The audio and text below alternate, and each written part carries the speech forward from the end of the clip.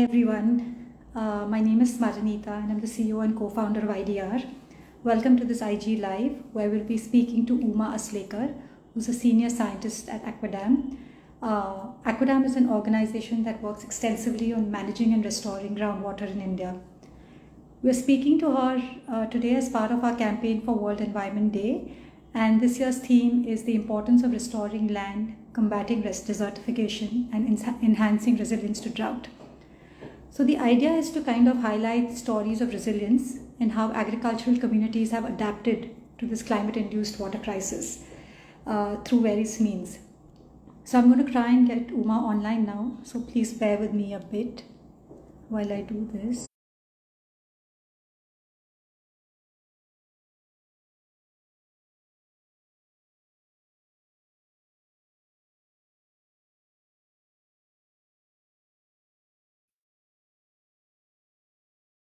Okay, I think we have. Yes, sorry for that. Yeah. Sorry. Hi, Uma. Can you hear me properly? Yes, now it's much better. Yeah, but I think you'll have to reverse Yeah, your yeah, finger. Westpreet. Yes, sure. Yeah, I yeah. don't know. 1 second. I haven't done a single IG live where it's all gone smoothly and we've had a conversation from the get-go. So this is just yet another one of those. Yeah. Can I just leave this meeting and join again? Like, I think again there is some sure. issue. 1 I second, think, I'll yeah. just do that. Yeah.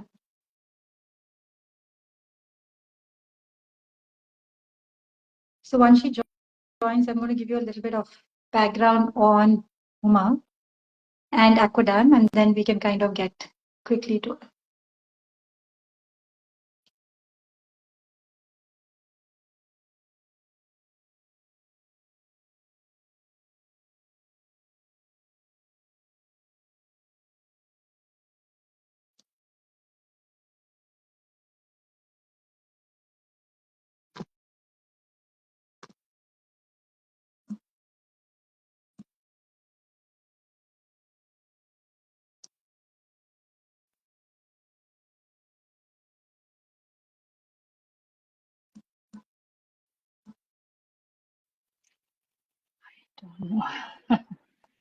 I really don't know what's wrong with it because earlier it was showing right.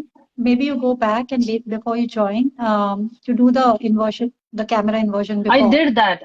I did that, but again somehow when I join, it just switches. So if you click on it now with arrows again, it doesn't work. No, that's the problem. Because I joined with that with camera facing me, but for some reasons I don't know, it changes automatically. We can. Shall we just try it once more? Maybe it'll work. Yeah, please. Yeah. Yeah. Yes, now it's working. So Great. awesome. So sorry. Great. Yeah, thanks. Yeah. Sorry nice for that. Nice to see you again. No, not at all. Like I said, not a single IG live where everything has gone smoothly. So this is just half of that. Okay. So let me introduce you to everyone who's like watching and who will watch us in the future as well. So Uma is a senior scientist with ACWADAM, and she's been working with ACWADAM since 2002. You're a geographer by education, and you've done your MSc in geomorphology. I had to practice this a little bit to kind of so ACWADAM, the organization that she works with, basically their mission is to stimulate and facilitate work on groundwater management in various parts of India. And they do this through partnerships. And the whole idea is to kind of establish a groundwater management agenda, which is based on both the science of hydrology, but also by involving people and communities through this participatory way. And, I've met Uma several times before. I've heard her stories. She's actually worked with communities on the ground. So it's a rare thing to be a scientist and, carry people with you. So it's really nice to have you here, Uma. And I also want to kind of mention Dr. Himanshu, who is your colleague, with whom you've been doing some of this work, and he's the ED at ACWADAM as well. And I think both of you all have contributed significantly, to the work that's being done on groundwater. Can I just, before I get to the questions, Uma, just also give the audience a little bit of context on why groundwater, why we're talking about it and stuff. So just take like a minute. So I think many people in our country don't know, but we are India is the largest user of groundwater in India, in the world. and with more than 80% of our population that depends on it either for drinking or for irrigation and agriculture. And a large part of the population is dependent on agriculture for their livelihoods, right? And most people don't know that approximately 80% of irrigation for agriculture comes from groundwater resources. We usually think of agriculture as rain-fed, but a lot of it, 87%, which is a really, really high number, comes from the groundwater. And when we talk about groundwater, it's basically water that flows below the Earth's surface, right? It acts as a buffer for, erratic monsoons, which we are seeing a lot of due to climate change. And plus, we are also seeing a lot of over extraction. So given all these constraints, I think what we want Uma to kind of speak on is what does she see playing on the ground? What are some of the challenges? But also how is she seeing communities kind of adapt and build resilience to the problem that we have today? So I'm just going to jump straight in, Uma, and maybe you could tell our viewers what you think are some of the biggest challenges people in rural India face when it comes to groundwater. Sure, Smarinita. Thank you for this lovely introduction. And you have done some of my part, which I was going to do about giving importance of groundwater. Thanks for that, but great. So just to begin with and to set the context for this whole conversation, I feel you mentioned that India is the largest user of groundwater in the world.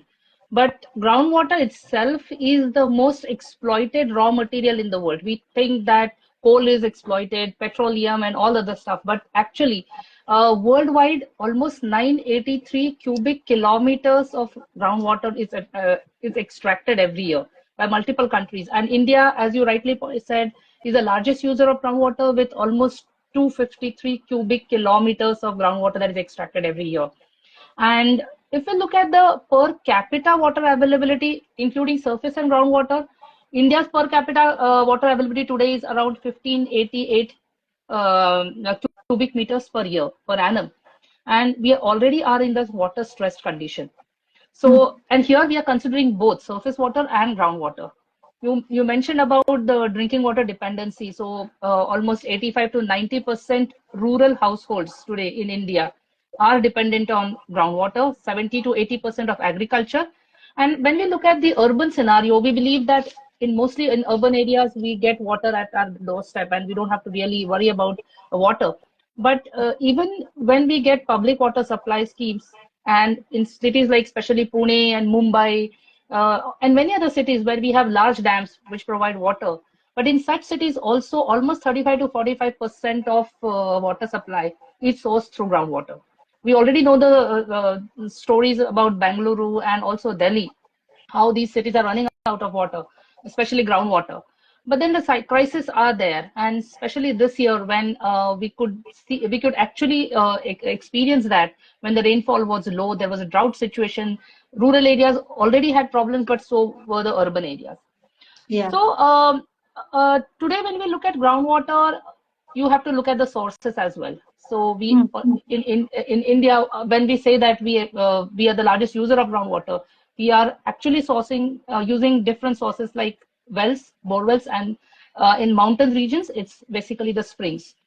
So no one exactly knows how many wells, borewells we have, but there is an estimate or what we can as guesstimate where there are something like 30 to 35 million wells and borewells that are there in the country, and around 2 to 3 million springs are there, which are used by the mountain communities. And slowly these springs are drying for multiple reasons, maybe climate change. One of the reasons is climate change, but also the change in the landscape, how these springs are used, how the landscape in the mountain regions have changed, and all that is affecting the discharges of the springs. The wells are drying up, and there are multiple issues that we are facing today. When we look at groundwater, you mentioned that how a common man can perceive. So, correct. As everyone knows, groundwater is invisible, so you cannot actually see it. So basically, it's a perception. So different people have different perceptions about groundwater. One is maybe it's an individualistic source. So it's not owned by state like a river or a dam or a pond, which is mostly owned by state or by if there is a company or if there is a plot. It's never an individualistic source. But with groundwater, if I have a patch of land and if I drill a borehole there, the water is mine. And that perception is there with the community. And that's why in the last 25 to 30 years, there is left, right, and center, people are drilling wells and bore wells for multiple reasons. One, the wells are drying up, the bore wells, the water level is going down, and that's why there is a over exploitation of this valuable resource that we are observing for in the last couple of decades, I can say. Yeah. Yeah. So, I mean, this is really interesting, right? Like what you're saying, because it's invisible. Also, people think if I dig a well in my ground, it's my water. People don't see it as a common resource kind of thing. But people are also beginning to see that water is becoming scarce, right? Because if they're, and you've told me this before, they're digging deeper and deeper. You have to go much, much deeper to get to water. So, what are they doing? I mean, especially in rural India, I think there is a sense building saying, pani abhi kam hai, it's not available freely. So what are you seeing some of the communities do to manage some of this, better? Or like, how are you helping them? Or like, what are you saying changes happen as people realize that there is less water now? People are realizing because they're experiencing this situation everywhere. So Correct. earlier, not very, I'll just go back to 25 years when the first borewell in many parts of Maharashtra was also drilled. In the 80s, this technology actually proliferated. In the 90s, basically 80s and 90s. But there are many villages where we have worked, where the first borewell was drilled sometime in the late 90s. And if you prepare a timeline for what is the situation today and then, you can see that this proliferation of drilling of borewells has happened, especially in the period between 2010 and 2019, so last one decade, where maximum number of borewells were drilled. So why this has happened? Because earlier there were a number of dug wells which were shared by the communities. Nobody really owned.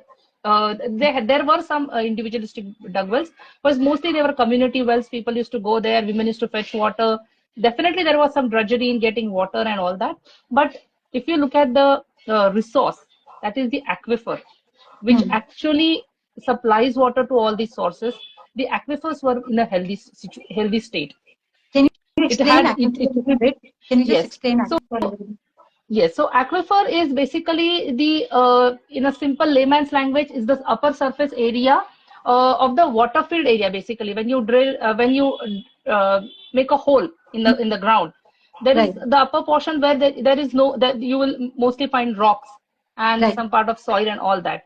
Then at a point you will find some moisture, and basically below that you will find some water. Typically, when you start drilling or digging a dug well, this is the kind of profile you find.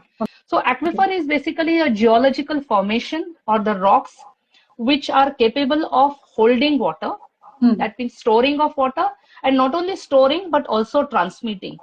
So because if you can only store water, you will call it as a tank, because on its own it cannot transmit water. But aquifer has both these properties, storativity and transmissivity. So because of this transmission, our wells in the same aquifer get water. So one needs to understand, if you really want to study groundwater, this concept of aquifer is very, very important.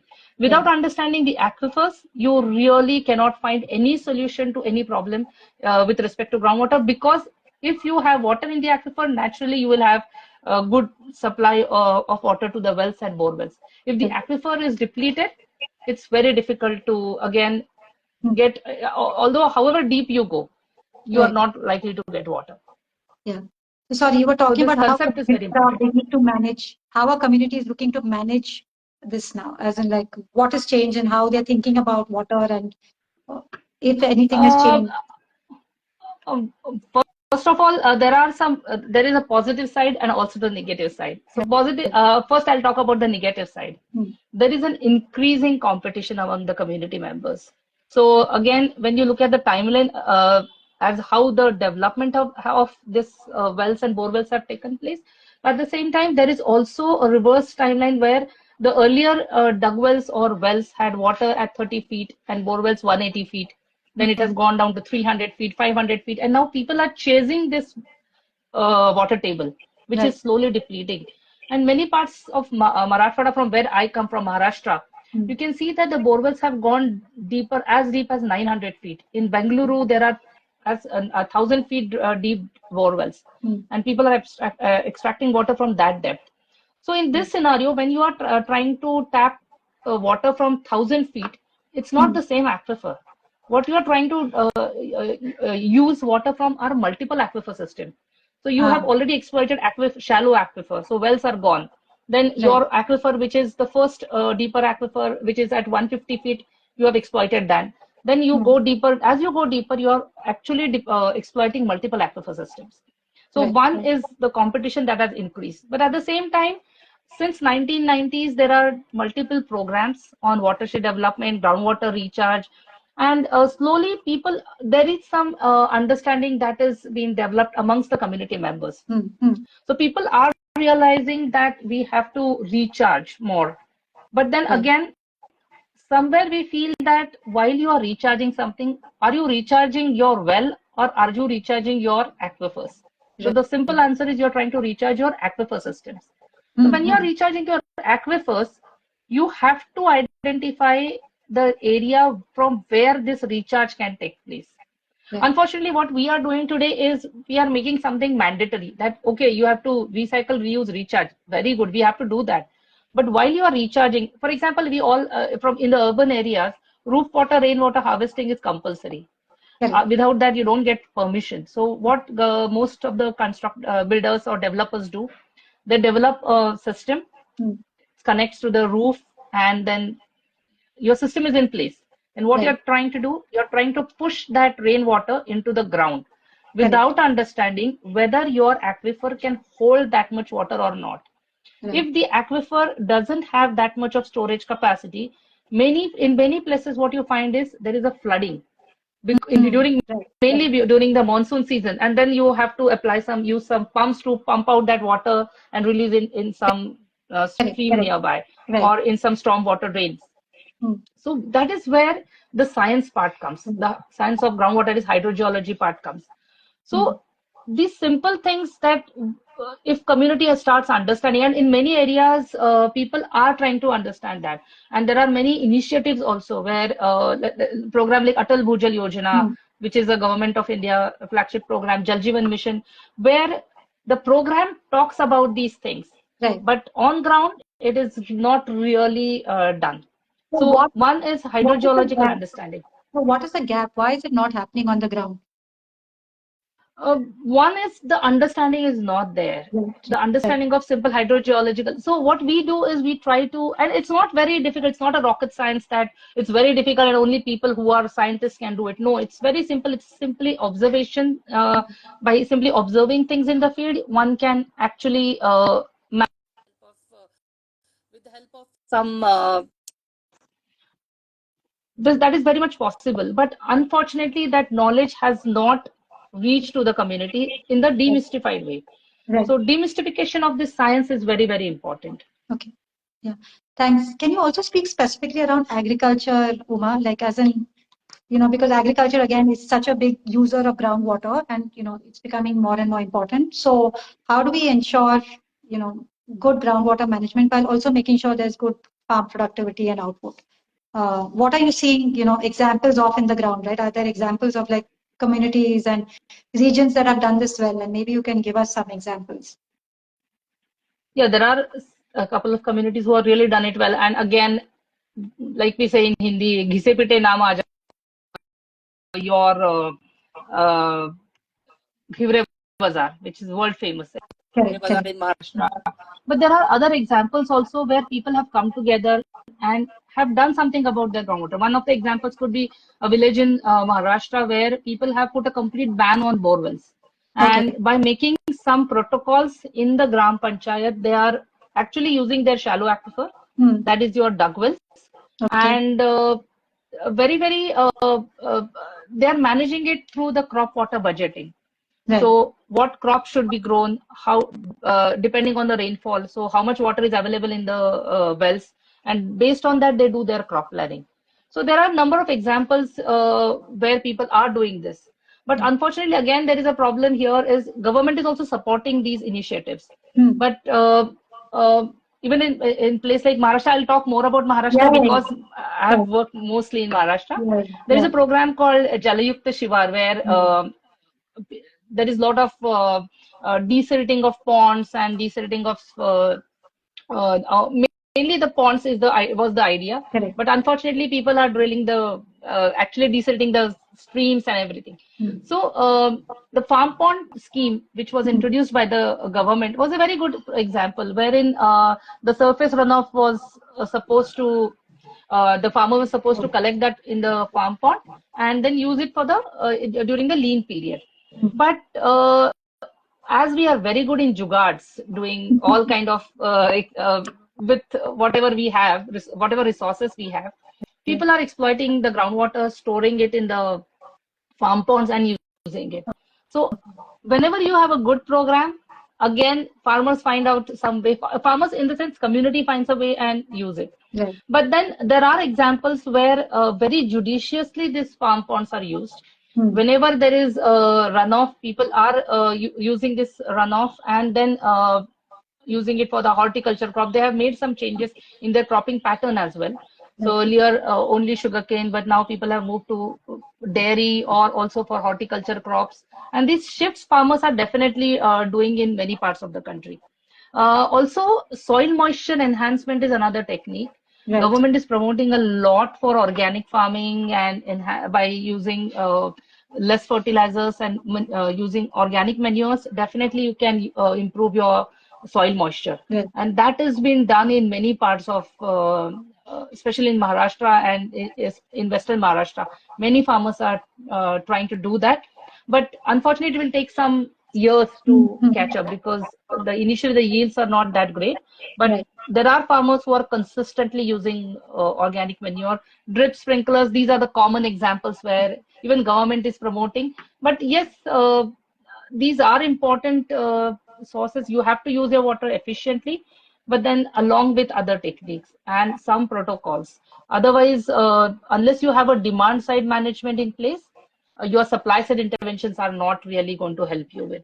Yeah, I think that is such an important point you're making, right? Like everyone focuses when they talk about water, it's always the supply side that people are focusing on. But yes, given the state we are in, it has to be a lot of the interventions, a lot of the programs have to be on like the demand side, right? How do you use it judiciously? How do you change your crops that you pick? Like how do you do some of the soil moisture kind of thing? So I think, yeah, getting awareness around that, and I think you guys do a like great job, around that. Early on, Uma, you also mentioned about urban India, right? Like because it's very visible when lakes go dry or flooding happens or like there's no water is coming in tankers. Can you speak a little bit more about what all of us living in urban India can do, right? To kind of address this problem of like groundwater. Because it's even less visible to us. I feel like at least like for the rural India, it's at least there for us, but it's even less visible. So yeah, and cities are expanding like anything. Like again, every year we have a development plan, and more villages are included in the city area, and we really do not know how to manage our two things. One is water, and second is waste that is generated.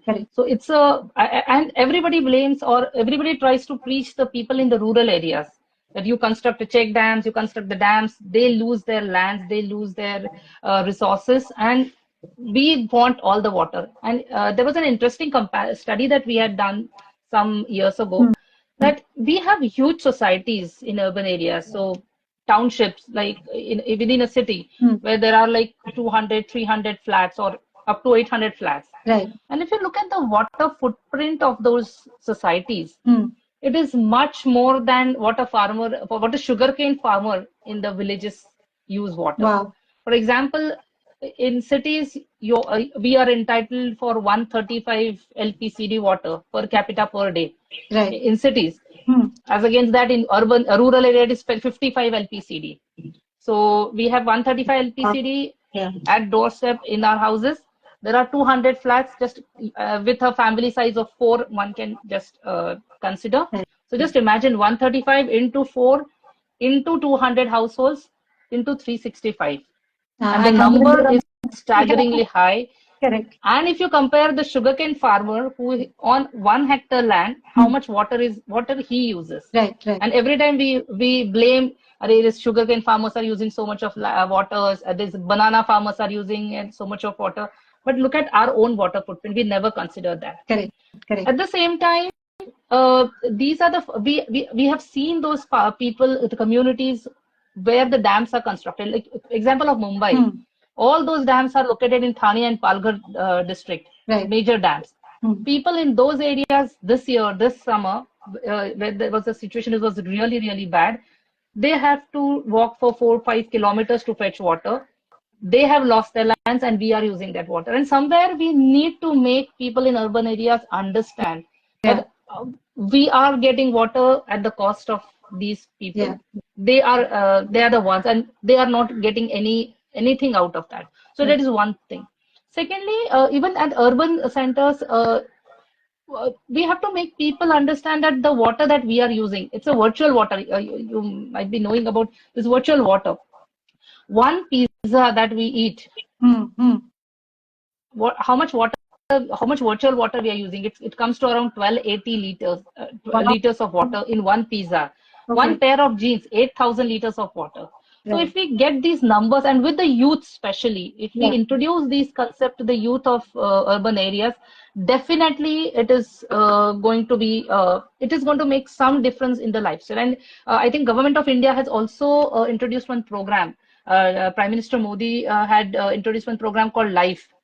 So eco-friendly lifestyles we all have to start using. So this program was launched in 2023. Not much of impact on the ground, but definitely this had some value. We have to make our urban population understand the value of water, and unless and until they do that, it's very difficult. All the time then we are depending on tankers, and we are again in most of the urban areas dependency on tanker, which means the dependency on groundwater again. So this relationship has to be established somewhere, and we have to make people accountable. Urban areas may you are using this water, but then it is at the cost of somebody else. That point has to be strongly made. No, and I think what you're saying is important, right? Like there's two levels. One is like the actual water consumption in terms of like, water, and then the virtual thing, right? Like just general consumption, whether it's clothes and food and all of that, and the link to water. And I don't think, like you're saying, people don't understand it, or people don't make the connection in their heads. And I think a lot more needs to be done, on that. I know we have a little time left, but I'm going to, because this is part of the campaign for World Environment Day, and the theme is around, combating desertification and resilience to drought. Can you also speak a little bit about the relationship between groundwater scarcity and, environmental degradation, right? Because in some sense, there is a greater impact on like the environment, and like when environments degrade, what is the implications on water and vice versa in a sense? So environment degrades in the sense that there is a very clear relationship between groundwater and this. So I'll give you one example. Whenever we ask if I ask you what is the source of any river, major river. So take an example of, again, because we are in Maharashtra, I'm just asking you example of river Krishna or river Godavari, which are large, mighty rivers in the peninsular India, or even Narmada in the central India. What is the source of this river? So the source is basically when we ask this to the community, they say that have you been to Bhimashankar, or have you been to Mahabaleshwar or Trambakeshwar? What is there? Significance is a temple, which is Shiva temple. Okay, Shiva temple. Why Shiva temple? Then when we ask why Shiva temple, then there is always a spring over there. So why spring? Spring is the source of the river is a spring. Spring is groundwater. So groundwater comes out from in the form of a spring.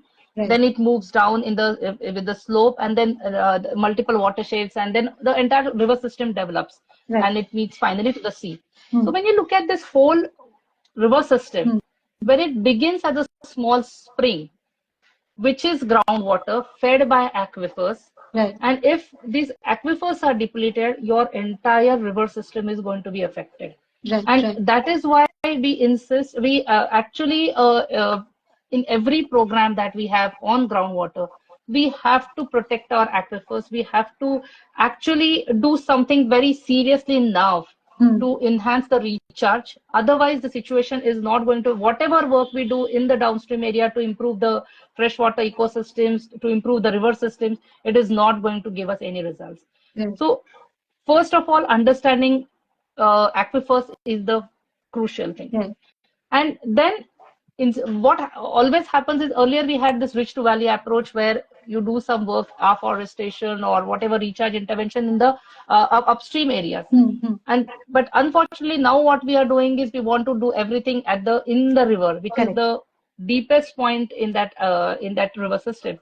So we have to really think seriously what we are doing at the moment. We have to again change our focus to upstream. Make people to the upstream, and also make people understand.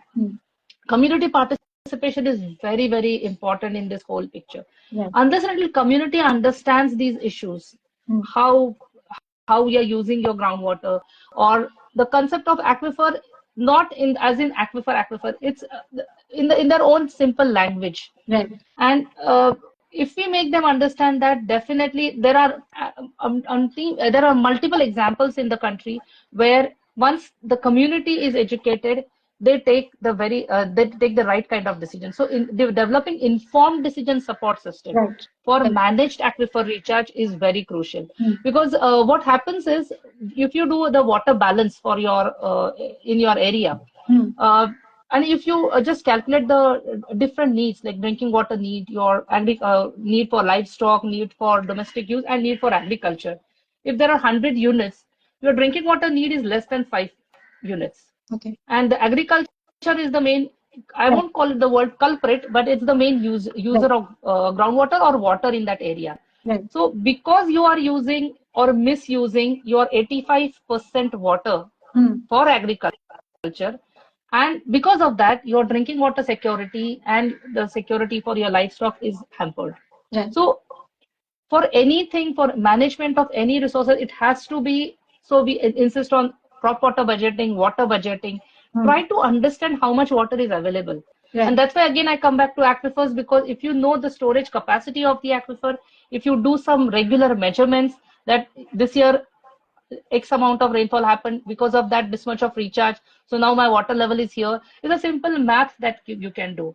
And believe me, even the community members can very well do this. So if we just imbibe these simple techniques, these monitoring measurement things with the community, if we extend this knowledge to them, they are in a position to do all these calculations and make a proper plan for themselves. No, and I know that, I mean, because even when I think I'd spoken to you earlier, it sounds very complicated and scientific, right? But you actually told us stories about how once the community understands, it's like, they take it and run with it, and it's, it comes instinctively to them to kind of do this well, right? It's become habitual mainly for them. Right. You have to do this, like every day you do some things, measurement of rainfall. Brush your teeth kind of thing, Yeah. So once that habit comes, and it usually people try to follow it. And I guess it's particularly in rural India, there's no backup, right? In urban India, if you run out of water, there are tankers from somewhere, like you said, someone will kind of make up for it. But in rural India, they have to live with what they have, in a sense. But thank you so much, Uma. This has been really helpful. Is there anything else you think I might have missed? Anything else you think we should, as citizens, be paying more attention to, on the issue of groundwater? So I think we covered most of the point, but I think we have to involve the youth of our country. So because we are a young country, we always feel pride in saying that India is a young country, and almost 29% of our population is in the age group between 15 and 29. So if we have that age group, which is where we can actually pass on this knowledge, pass on these simple skills to them. And I think that there is a need. This is the need of the hour. Unless and until we make them understand of these simple things, how to conserve water, or the urgency of this matter, the coming generation are the ones who are going to face most of these problems. So we have to catch the youth. make them understand and take this agenda forward. Yeah, yeah. Thank you so much, Uma. I mean, I know we've had a few questions, but we've run out of time. But thank you so much for joining us, and it was a pleasure to chat with you again. Thank you. Thank you, Smarinita. Thank you so much. Yeah. Bye. Bye bye.